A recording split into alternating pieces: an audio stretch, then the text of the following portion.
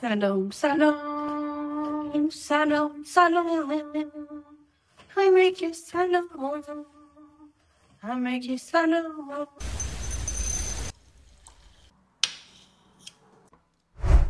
بچه ها اپلای کردم واسه پروگرام مستر، چون من لیسانسم خب اینجا بودم دیگه. الان اپلای کردم واسه مستر، بعد یه نامه‌ای بعد بهمون بدن از طرف دانشگاه، بهش میگن کس لتر که مخفف Confirmation of Acceptance of Studies، که این نامه هر بعد از دانشگاه بگیری حالا یه سری داکیومنت از من میخواد که براش بفرستم که بعدشون کس لتر رو برام جنریت کنه. بعد از اون من دوباره میتونم مجدد اپلای کنم واسه این که ویزا بگیرم.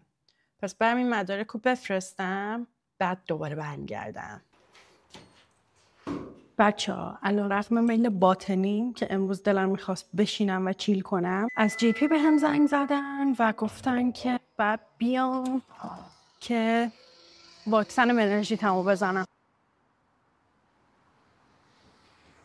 بچه ها فکر میکنم که چون بارونی شده هوا، اتوبوسم تاخیر خورده، منم الان دیرم شده، مجبور شدم اوبر بگیرم.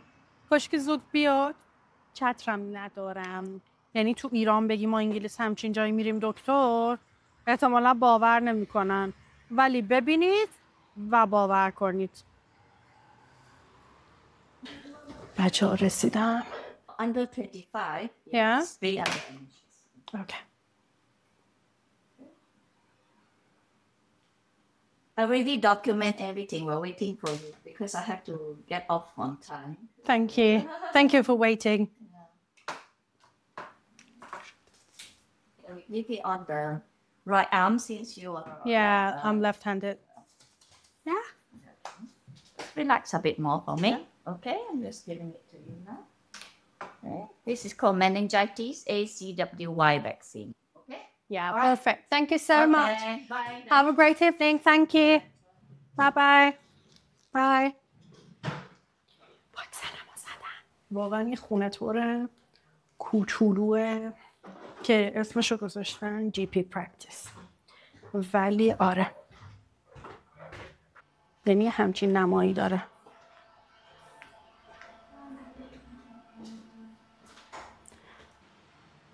بچه ها نمیدونم چقدر معلومه که هوا بارونیه یا نه، ولی من توی بارون شدیدی گیر افتادم و چترم هم یادم رفته بیارم. نتیجتا فعلا اینجاییم، در جی پی گیر کردم، میشینم همینجا. امیدوارم که بارون با من کوتاه بیاد، 10-15 دقیقه شدتش کم شه، ما بریم پی زندگیمون. امیدوارم جای واکسنم درد نگیره، ولی خیلی کم درد داشت. مثلا نسبت به گارداسیل که من قبلا مامانم برام زده بود خیلی کم درد داشت، ولی الان یه ذره حالت تهوع دارم، یعنی کم حس میکنم دلم خالیه، حالا یه چیز میخورم.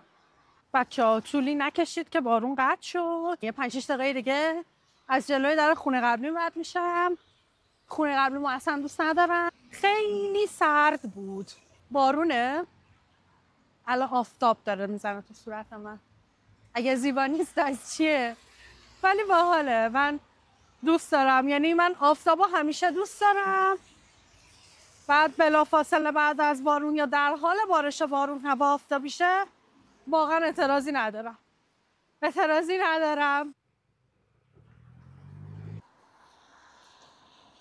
بچه از یه جایی به بعد دیگه تو ویدیوهای من به این نتیجه میرسیم که کل خیابونای لندن شباهت بسیار زیادی به هم دیگه دارن و در صورت خلافش ثابت میشه که مرکز لندن بدی.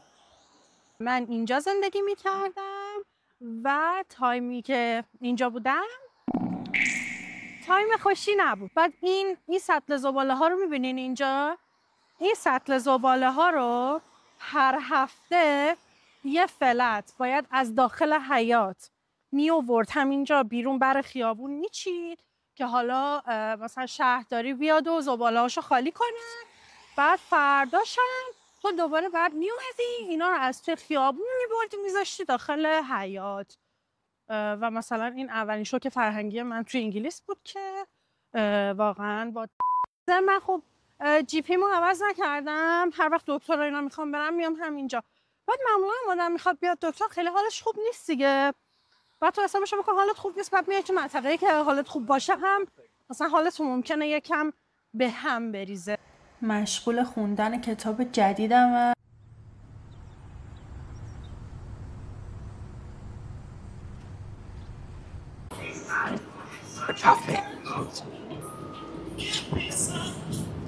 بچه‌ها من گفتم تا بیرونم یه خریدم برای خونه بکنم، به خاطر اینکه معمولا آنلاین که سفارش میدی یه سری از آیتما رو موجود ندارن نمیارن، یا یه سری چیزا رو مونده میارن. یعنی من یکایک که اینا رو میبینم هی میگم بخرم نخرم، ولی خب شکم تخت از آشپزخونه شروع میشه دیگه، پس من اینا رو فقط نگاه میکنم و گذر میکنم. 6 2 right across.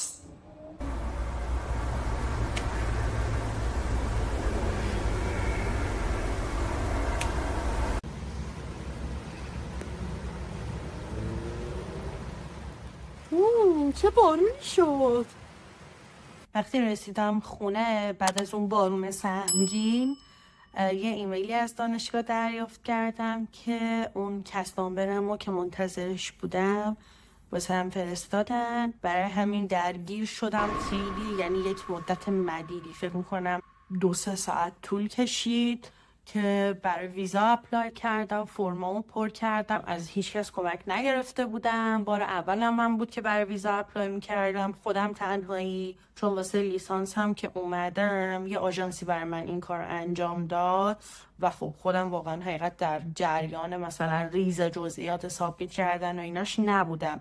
یه سری حالا مدارک از من میخواستن که من همونا رو بهشون دادم و دیگه خودشون بقیه کارا رو کردن. ولی واقعا پروسش از چیزی که فکر میکردم، به جز حالا اون زمانی که ازت میگیره که خودت بعد همه چی رو هی 2 بار و 3 بار چک بکنی، چیز خیلی سخت و پیچیده‌ای واقعا نداشت. یعنی الان نظر منو بخوای آژانس‌ها گرون میگیرن، ولی واقعا مثلا کیفیت کاری که آدم خودش برای خودش انجام میده به نظر من خیلی بیشتره. همزمان که دارم حرف میزنم به موهامم یه خورده از این سرومه بزنم. از اون که اینو تعریف کردم یه خاطره خنده‌دار ولی بسیار تلخ دارم. یه مجموعه واسه من اپلای لیسانسمو کرد. آقا اینا یه مبلغ خیلی زیادی، یعنی الان که من بهش فکر میکنم خیلی مخصوص میکشه. ادعاشون بود که آره ما بهترین سرویس رو تحویل میدیم و نمیدونم خود وکیل مثلا انگلیس بود و خواهرش تو ایران کارش مثلا ردیف میکرد و اینا.